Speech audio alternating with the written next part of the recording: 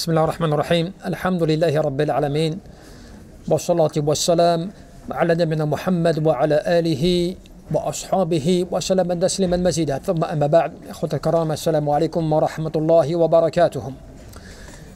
إخوة إن شاء الله في حديث رواه الإمام البخاري في الصحيح أن النبي صلى الله عليه وسلم قال إن الرجل ليعمل عمل أهل الجنة فيما يبدو للناس وهو من أهل النار، وإن الرجل ليعمل عمل أهل النار فيما يبدو للناس وهو من أهل الجنة. Dans ce hadith, ibadallah, il y a des informations très importantes et qui sont des règles aussi. Yani que le musulman, le mu'min, il doit essayer de réfléchir.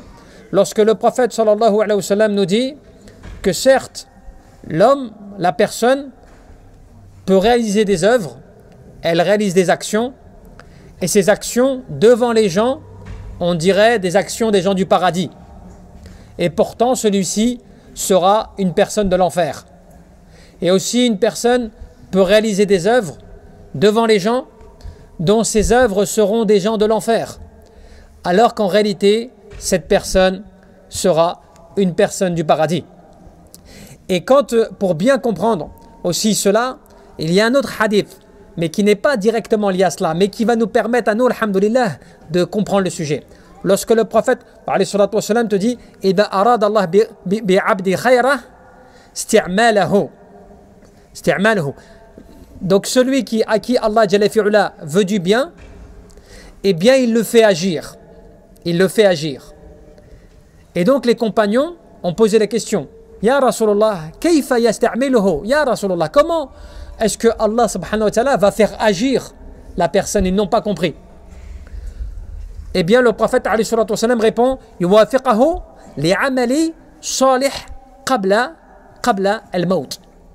Allah Jalla fi'ula va lui faire accomplir des œuvres avant la mort. Et c'est comme cela qu'on comprend, ibadallah, on comprend que le prophète alayhi salatu wassalam, il nous enseigne quoi? أن الرجل يعني ليعمل أهل الجنة كالطاعات والخيرات وأعمال البر ونحوها. Tout ce que la personne va faire en termes de bonne œuvre, en termes d'obéissance, tout cela que le prophète alayhi salatu wassalam t'informe, il te dit quoi? Le prophète alayhi salatu wassalam te dit quoi? Il te dit la personne elle fait des actions, ce sont des actions des gens du paradis. Donc cela veut dire des gens yani fayabdu yani linnas devant les gens, eh bien il fait des œuvres qui sont des œuvres d'obéissance. Il obéit à Allah, il fait ses prières, il fait des choses comme cela.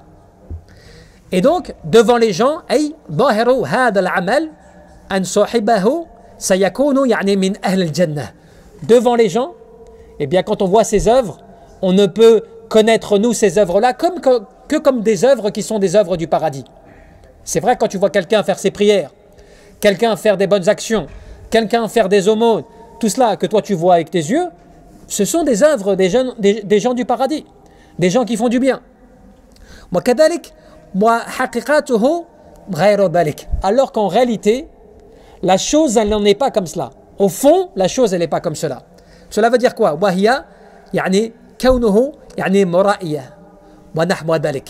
Pourquoi est-ce que, comment la personne peut faire des œuvres et en même temps, ce sont des œuvres, donc ce sont des œuvres des gens du paradis, et pourtant elle fera partie des gens de l'enfer, parce que ces œuvres-là sont des œuvres qui ne sont pas sincères. Des œuvres qui sont faites pour que l'on voit, pour le regard des gens. Tu vois? Pour qu'on dise, Masha'Allah, tu vois ce qu'il fait. Alors qu'en réalité, au fond, la personne, elle n'est pas sincère dans son action. يعني فمثل هذا الرجل يكون يعني من أهل النار وإلا فلو كان عملا صالحا مقبولا على حقيقته. Des fois, tu peux voir quelqu'un qui va faire des mauvaises actions. Toi, tu le vois, il commet des péchés. Ce sont des œuvres, normalement, qui ne sont pas les œuvres qui te permettent d'entrer au paradis. Tu vois? Mais, mais Allah Jalla fi'ula, qu'est-ce qu'il y a? Allah Jalla fi'ula aime cette personne, par exemple. Allah Jalla fi'ula agrée de cette personne quelque chose. À savoir, يعني لم يبتله عليه. Les péchés qu'il commet, que toi tu vois, ce ne sont pas des péchés qui annulent ses actions, qui annulent ses bonnes œuvres, que lui pourrait faire en privé, en cachette. Toi tu ne vois pas cela. Tu vois les péchés simplement. Tu as vu les péchés. On dirait des péchés des gens de l'enfer. Et pourtant, eh bien, ce qu'il fait, le peu d'adoration, la diminution dans l'adoration, tout cela et tout, eh bien fait que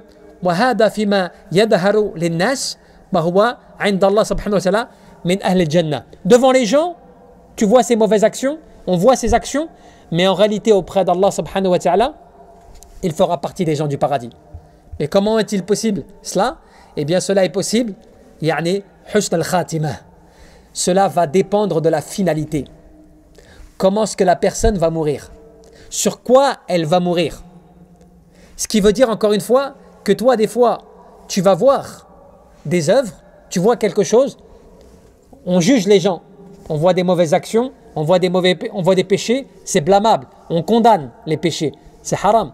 Mais tu ne peux pas rendre la personne que tu vois commettre des péchés, tu ne peux pas dire « Hey, elle est foutue, c'est fini, elle va mériter le châtiment, ceci, cela », tu la juges. Alors que tu ne sais pas comment elle va mourir à la fin. Tu ne sais pas ce qu'elle va faire. C'est pour ça qu'on te dit quoi? Que husn al-khatimah min tawfiq Allah subhanahu wa ta'ala lil abd. La bonne fin, elle appartient à ce que Allah décide de faire bénéficier à son adorateur. C'est une réussite, un bienfait qu'Allah accorde à son adorateur et qui peut intervenir à la fin de sa vie. Toi, tu vas le voir et commet des péchés. Tu le vois, il commet des mauvaises actions. Tu le vois, il a un mauvais comportement. Ainsi de suite, tu le vois comment est-ce qu'il est. Toi, pour toi, ton cœur, il va faire que tu vas le juger sans t'en rendre compte. Ouais, mais lui, c'est pas possible, lui, avec ce qu'il fait, comment le mal qu'il cause aux gens, comment est-ce qu'il se comporte, les péchés qu'il fait devant les gens. Toi, tu vois cela, c'est vrai, tu le vois. Voilà, tu ne sais pas comment est-ce que derrière tout cela, ça va se passer. Tu ne sais pas comment est-ce que la personne, peut-être, à la fin, Allah va lui faire qu'elle va se repentir. Sincèrement, avec un repentir sincère. Et Allah il va accepter ce repentir. Il va lui pardonner tous ses péchés. Tu as plein d'exemples, alhamdoulilah, dans l'histoire, tu as plein d'exemples. Abu Sufyan, qui était un des plus grands ennemis du prophète, il ne voulait que mort. Il a combattu le prophète, il a encouragé les Quraysh à se lever contre le prophète, et pourtant, il s'est converti. Même quand le prophète a ouvert Mecca, Fath Mecca, il a conquéri la Mecque, Abu Sufyan n'était pas encore croyant. On pourrait dire, mais tu vois, il a attendu le dernier moment. Peu importe. Ce qui compte, c'est qu'à la fin de sa vie, il shahad, il témoigne, il atteste et il œuvre. Et on dit que Abu Sufyan, après sa conversion, il a lutté sur le chemin d'Allah Azza wa Jal. Il a combattu pour Allah subhanahu wa ta'ala. Il a œuvré pour Allah Azza wa Jal avec toute sincérité, subhanallah. Et cela, qu'est-ce qui a fait cela? Est-ce que c'est le fait que le prophète l'a jugé comme étant quelqu'un qui, parce qu'il c'était son ennemi, khalas, c'est fini, il ne pourra jamais revenir en islam? Non. Le prophète, quand il a pris Fath Mecca, quand il a conquis la Mecque, et que Abu Sufyan était à la Mecque, qu'est-ce qu'il a fait? Il a dit, toute personne qui se rendra dans la maison d'Abu Sufyan sera en sécurité, alors qu'il n'était pas croyant. Il n'était pas musulman. Mais parce qu'il le connaissait comme étant quelqu'un, tu vois, qui était d'une lignée respectable. Et en même temps, il savait que Abu Sufyan c'était quelqu'un qui aimait bien qu'on lui donne de l'importance, même si ça peut rentrer des fois dans l'orgueil. Walakin, le prophète a fait cela avec stratégie. Il ne l'a pas déconsidéré, il ne l'a pas écrasé, il ne l'a pas dit, t'as vu, maintenant c'est moi le plus fort, qu'est-ce qu'il y a maintenant? Tu vois? Il n'a pas défié. Il lui a donné son droit alors qu'il ne croyait pas. Et c'est toutes ces œuvres-là, au fur et à mesure, qui a fait que Abu Sufyan s'est converti à l'islam. Qu'il a accepté l'islam avec le cœur, bil qalb. Alors que au moment où il n'était pas musulman, tout le monde aurait dit, mais c'est fini, lui, il a combattu le prophète. C'est pas toi le musulman normal. Il a combattu l'envoyé d'Allah Azza wa Jal, Khatim al-Nabiyyin, Imam al-Muttaqin, le dernier des prophètes. N'importe qui, parmi nous, on aurait jugé cela comme étant trop grave. Même s'il se repent, c'est pas accepté. Tellement, tu vois, on croit voir plus. Alors qu'en réalité, subhanallah, on a plein de preuves comme cela, plein de compagnons. Khalid ibn Walid, qui était un combattant incomparable. Il a combattu le prophète, il a combattu à Uhud des compagnons. Subhanallah.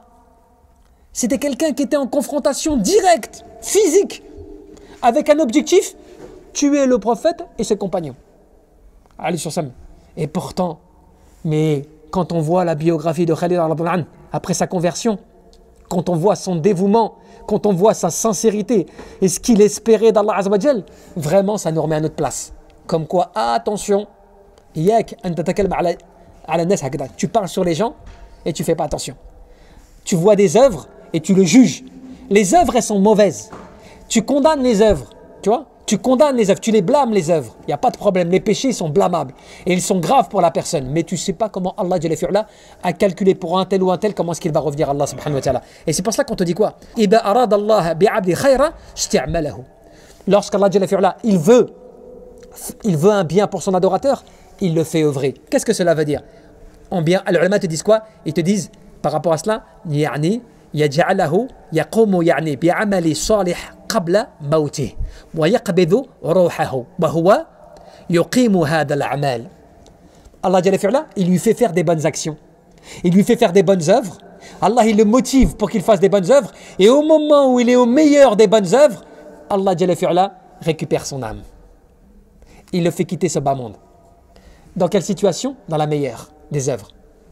C'est-à-dire quand tu vois quelqu'un, il est debout, en train d'appliquer sa prière, ou il est en train d'appliquer une œuvre. Des fois, combien de fois on l'a vu? Des gens qui lisaient le Coran, Allah Jalla fi'ala a retiré leur âme, alors qu'ils lisaient le Coran. Certains étaient à la mosquée en soujud, Allah Jalla fi'ala a retiré leur âme alors qu'ils étaient en soujud. Certains, ils ont fait dua, ils ont fait leur prière, ils se sont repentis, le soir ils sont partis se coucher et ne se sont jamais réveillés. Allah Jalla fi'ala les a retirés dans une situation où ils étaient dans l'adoration d'Allah subhanahu wa ta'ala et Allah il les a retirés. Cela, ça fait partie de husn al-khatimah, de la bonne fin qu'Allah peut accorder à son adorateur. Ce qui ne veut pas dire que celui qui des fois va mourir en fait d'une maladie ou des choses comme cela, ou que ça va être dur pour lui, il va souffrir, ça ne veut pas dire que comme quoi il n'a pas une bonne fin. Si, parce qu'Allah des fois aussi, il peut faire subir à la personne de ce bas monde des épreuves, des maladies, des douleurs, des choses comme cela, voire partir de ce bas monde de manière difficile, mais tout cela, maghfiratat dhunub, c'est un pardon des péchés. Tous les jours et toutes les heures qui sont passées, Allah lui effaçait ses péchés. À chaque fois qu'il subissait, ne serait-ce un tiers de seconde de douleur, Allah lui effaçait des péchés. Au point que, tellement Allah lui a effacé des péchés, Allah Azza wa Jal, Yawm al-Qiyamah, il le ressuscite, il n'a plus de péché.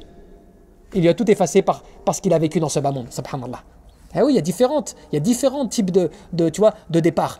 Mais, la pire des choses, c'est forcément celle où la personne, elle part, elle n'est pas dans le bien, elle n'a pas fait le bien, et elle a quitté ce bas monde dans la pire des situations. C'est-à-dire qu'elle commettait par exemple un péché, et dans le péché, Allah il l'a retiré. Tu vois? Ou bien la personne, elle ne faisait rien pour Allah Azza wa Jal, elle se disait toujours, hein, on verra demain, elle taswif, min akbar yani junud. Iblis, il mettait toujours les choses au lendemain, et il ne faisait jamais, jusqu'à ce que Allah Azza wa Jal retire son âme. Il n'a pas eu le temps d'appliquer. Cela, c'est des mauvaises fins. On n'espère pas, tu vois. Mais c'est pour dire que l'adorateur d'Allah subhanahu wa ta'ala, il doit constamment faire attention à ses œuvres. Et chaque jour, c'est pour ça que tu comprends le hadith. Kun fi dunya ka'annaka gharibun aw abiru sabil. Sois dans ce bas monde comme un simple passant ou un voyageur. Tu vois. Cela veut dire que, comme le disait Abdullah ibn Umar, il disait quoi? Il disait, cela veut dire que, lorsque tu es au soir, n'attends pas le matin. Tu vois? Lorsque tu es au matin, n'attends pas le soir. Cela veut dire quoi? Cela ne veut pas dire que tu désespères, tu calcules rien. Non, cela veut dire que ne compte pas sur le lendemain, sur demain pour faire des œuvres. Compte pas sur demain. Compte maintenant, tu es capable, alhamdoulilah, de faire des bonnes œuvres aujourd'hui. Alhamdoulilah, tu fais. Le Coran, vas-y, lis. Les prières, fais-les. Tu vois, les bonnes œuvres, fais-les. Les sadaqat, vas-y. Tu fais le maximum de ce que tu peux, en ayant toujours l'intention de bien faire, avec l'intention de faire toujours plus. Parce que les actions, elles valent que par leurs intentions. Tu vois? Et tu ne sais pas comment Allah peut te favoriser, il peut t'élever. Et c'est comme ça, ibadallah, qu'on comprend par ce hadith la mise en garde quant au fait de faire des mauvaises œuvres. Quand la mise en garde, quant au fait de juger les œuvres, parce que tu ne sais pas comment ce qu'il en sera de la fin, de la finalité de la personne, et l'importance et bien d'œuvrer pour espérer husn al-khatimah, c'est-à-dire la bonne fin, que tu quittes ce bas monde de la meilleure des façons. طيب إن شاء الله والله أعلم. تبارك وتعالى أن يرزقنا الإخلاص في القلوب والعمل والنية. اللهم ربنا فاغفر لنا وارحمنا.